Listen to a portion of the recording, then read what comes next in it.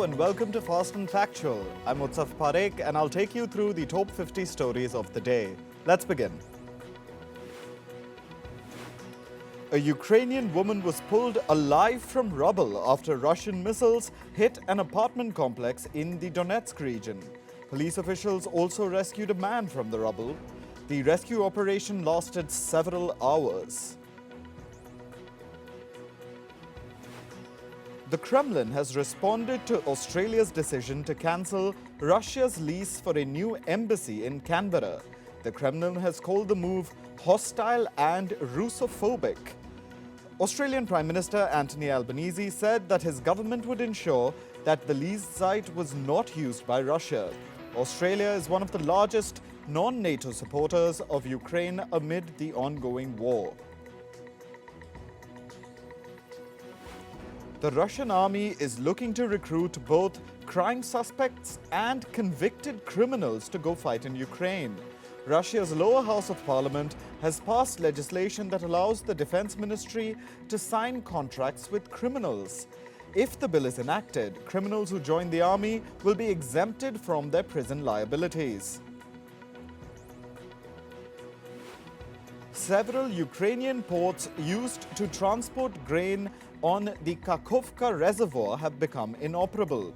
Water levels have dropped by over 5 meters after the Kakhovka Dam breach.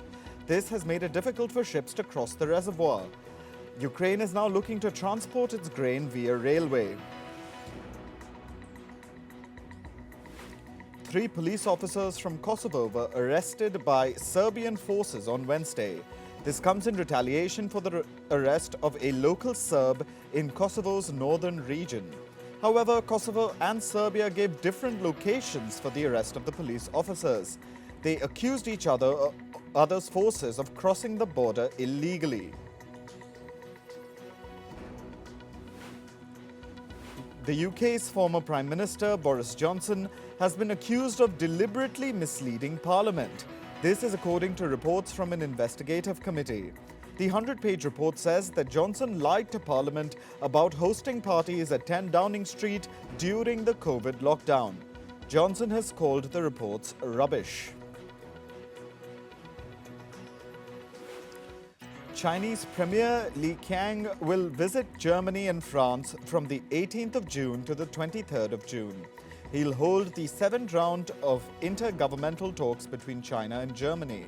He'll also attend the new Global Financing Pact summit in France on the 22nd of June. This will be Li Qiang's first overseas trip since becoming China's premier in March.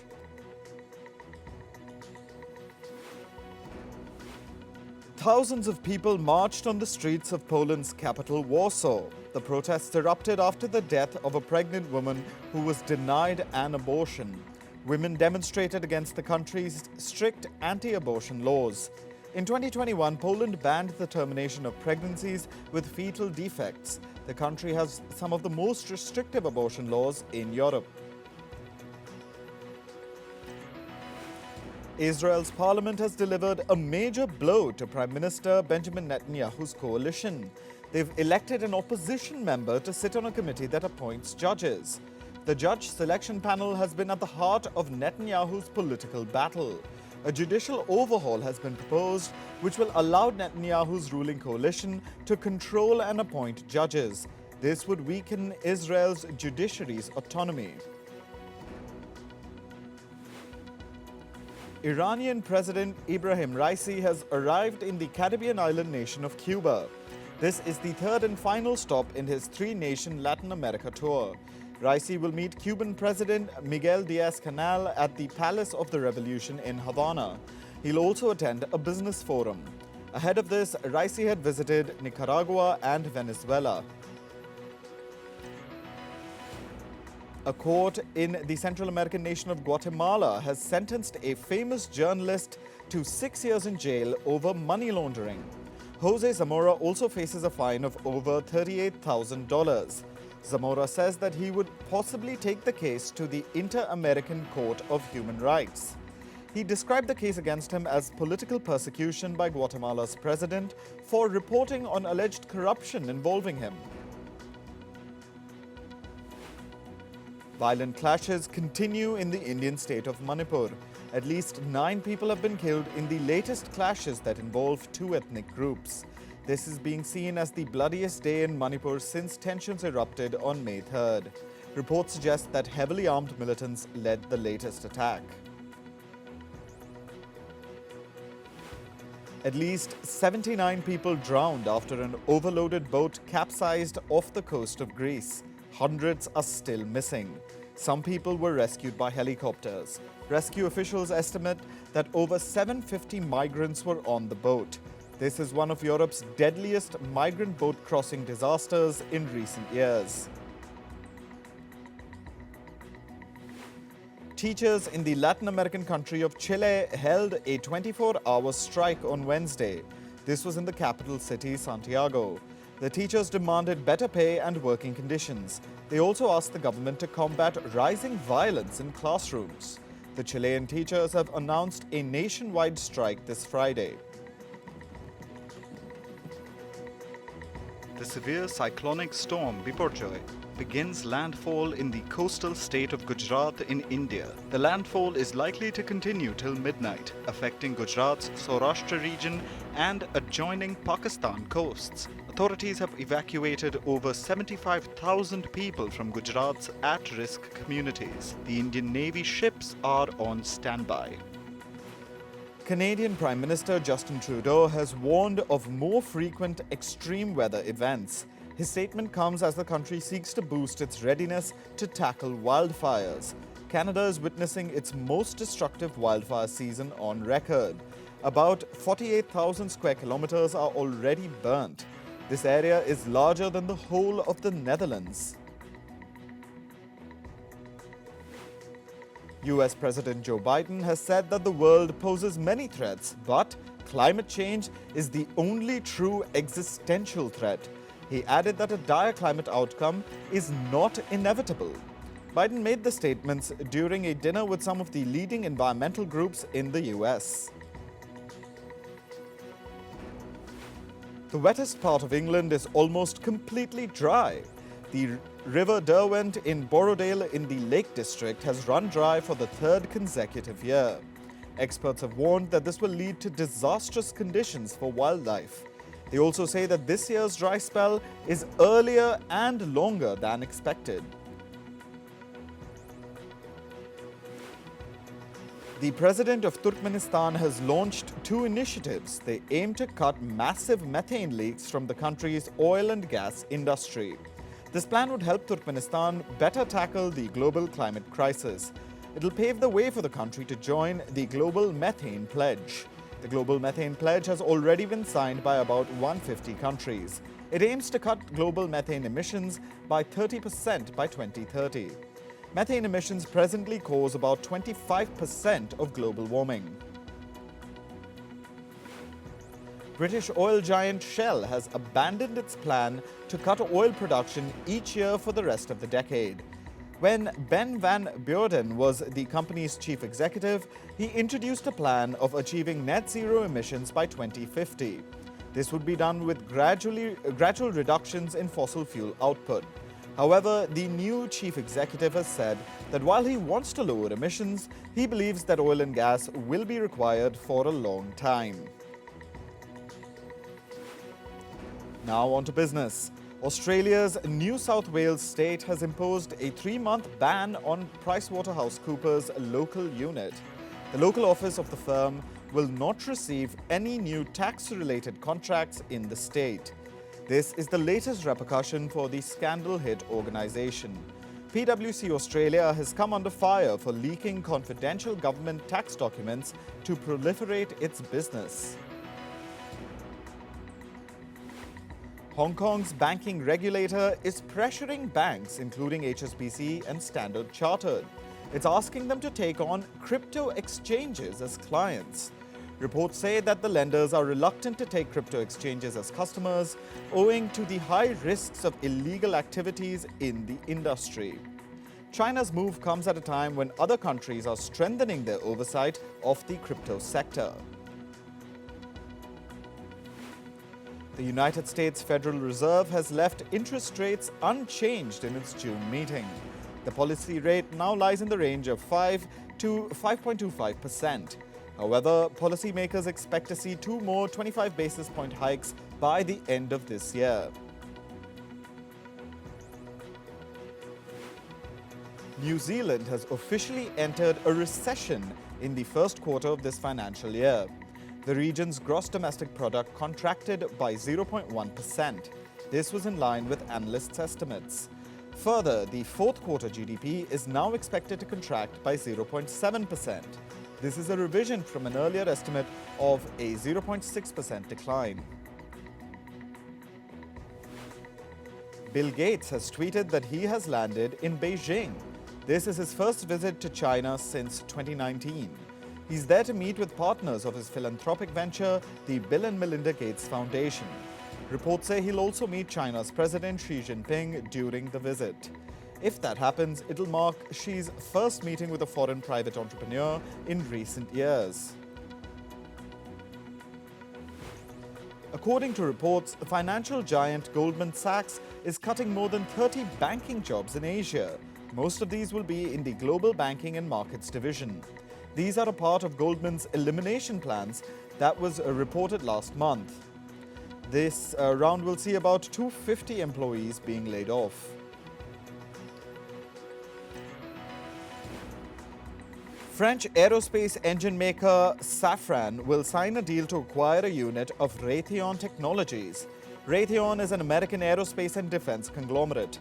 Safran will buy its unit that makes light controls for aircraft, helicopters, and missiles.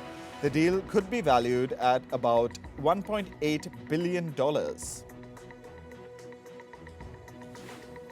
A court has issued an eviction order for a Twitter office based in the American state of Colorado. This is because the company has not paid its rent since March. There have been several reports of unpaid bills against the company ever since Elon Musk took over. A group of 17 music publishers have sued Twitter in the US. It includes Sony Music Publishing and Universal Music Publishing Group. They are accusing the social media company of enabling copyright violations. This is by allowing users to post music without a license. The group is seeking more than $250 million in damages for the alleged infringement. There's a small chance that Google may have to sell its lucrative advertising technology business. This is to address concerns about alleged anti-competitive practices. The development comes after the European Union threatened the company with its harshest regulatory penalty. This could include a fine of as much as 10% of Google's annual global turnover. Moving to sports. In cricket, England and Australia are gearing up for the 5-match Ashes series. The first test match will be played at the Edgbaston in Birmingham on Friday. England's Moeen Ali will make a comeback to the test format after having retired in 2021. Hosts England will have a 4-man seam attack. This will include captain Ben Stokes, veteran James Anderson, Stuart Broad and Ollie Robinson. In football, Italy will play against Spain at the UEFA Nations League semi-final. The two football giants will clash at the FC Twente Stadium in the Netherlands. Previously, in 2021, the two teams played against each other in the Nations League semi-final as well. Spain won that match 2-1. Meanwhile, Croatia beat the Netherlands 4-2 to enter the Nations League final. The Netherlands started off strong with a goal in the 34th minute. Visitors Croatia scored twice in the 54th and the 72nd minutes. Then the Dutch team scored a 90th minute equalizer. However, Croatia pulled off two thrilling goals in injury time to seal the win. They will now play either Spain or Italy. Egypt beat Guinea 2-1 on Wednesday. Mohamed Salah scored the winning goal for Egypt in the 80th minute. Egypt is now the 8th country to qualify for the Africa Cup of Nations. The tournament will see participation from 24 African countries. The Africa Cup will be hosted in the Ivory Coast next year. The rift between striker Kylian Mbappe and Paris Saint-Germain continues to grow. This comes after the Frenchman slammed PSG for the way they treated Argentine legend Lionel Messi. Mbappe has declined to renew his contract with the club after it terminates in 2024. Now, French President Emmanuel Macron has stepped in. Macron requested Mbappe to stay at PSG. In tennis, Wimbledon's prize money has been raised to a record $56 million. This is a jump of 11.2% from last year. The runners-up will also see a boost in their awards. The money awarded for qualifying for Wimbledon has also been increased by 14.5%. This means that even players who lose the first round are guaranteed about $70,000. In badminton, India's Shrikant Kidambi advanced to the quarterfinal at the Indonesia Open. He beat his Indian counterpart Lakshya Sen in a hard-fought battle. The game lasted close to an hour as Kidambi won 21-17, 22-20. He'll now face China's Li Feng on Friday. Meanwhile, India's HS Pranoy also advanced to the Indonesia Open quarterfinals. 7th seed Pranoy beat Hong Kong's Angus Long 21-18, 21-16. The match lasted just 40 minutes. Pranoy will play his next round on Friday as well.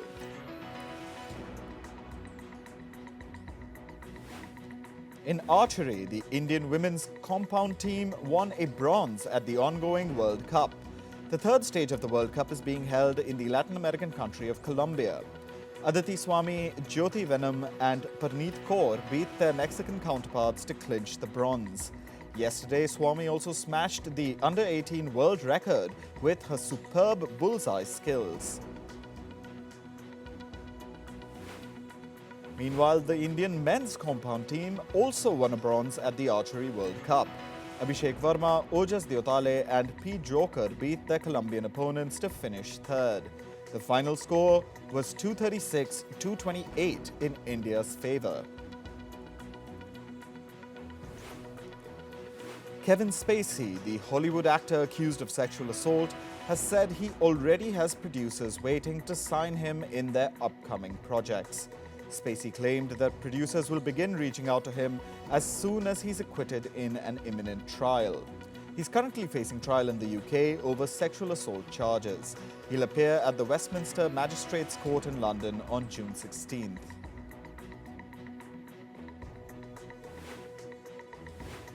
Kim Kardashian and Kanye West's elder daughter, North West, is all set to make her acting debut. She'll debut with Paw Patrol, the Mighty Movie. The 10-year-old will be playing the role of a Pomeranian named Minnie. The film is a sequel to 2021's Paw Patrol, the movie. It's set to release on September 29th this year.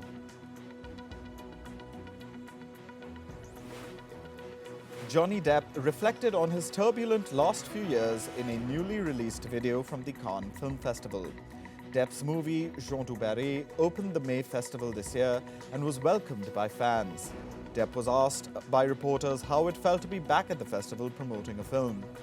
He said a friend texted him that it was his comeback film or something. Disney has announced a release date for the 7th installment of the long-running Alien franchise. It'll release in August 2024. The latest edition of the franchise will be released through 20th Century Studios. Fede Alvarez has been roped in to write, direct and produce the new film. Alvarez is known for directing horror films like Don't Breathe and the 2013 revival of Evil Dead. It truly is the end of the fight for Gotham's latest heroes. The US network CW has officially cancelled Gotham Knights after just one season. Its showrunners took to social media and broke the sad news to their fans on Wednesday. The studio was unable to find another home for Gotham Knights despite repeated efforts. Sherry Season 2 will kick off on September 18th. The series is a product of Lionsgate's Lionsgate's Debmar Mercury. It's also the #1 nationally syndicated daytime talker from the production house. Sherry Season 1 was awarded the NAACP Image Award for Outstanding Talk Series. It also received 4 Daytime Emmy nominations. Convicted rapper Tory Lanez's unreleased track titled Hurts Me has gone viral on the video sharing app TikTok. The Canadian rapper was found guilty of shooting fellow rapper Megan Thee Stallion. Tory Lanez shot Megan Thee Stallion in her foot after a party in Hollywood in 2020. He's set to be sentenced on August 7th. Iconic rapper Snoop Dogg has unveiled his NFT collection called Snoop Dogg Passport Series. The Passport Series provides access to digital merchandise and various content. This includes behind-the-scenes videos and photos uploaded by Snoop Dogg while on tour. Snoop Dogg says he believes that digital merchandise is part of the future. Cartoon Network is facing heavy criticism after one of its animated shows for toddlers featured new non-binary characters. We Baby Bears aired an episode during Pride Month featuring they/them pronouns and non-binary characters. Some people are now attacking Cartoon Network on social media and demanding that the episode be taken down immediately. Two-time Academy Award-winning performer and British lawmaker Glenda Jackson has died aged 87. Jackson's agent said she died on Thursday at her home in London after a short illness. She won 2 Academy Awards for Women in Love and A Touch of Class. Jackson then went into politics, was elected to Parliament, and spent 23 years as a Labour Party lawmaker. That's all for this edition of Fast and Factual. Thank you for watching. Stay tuned to First Post.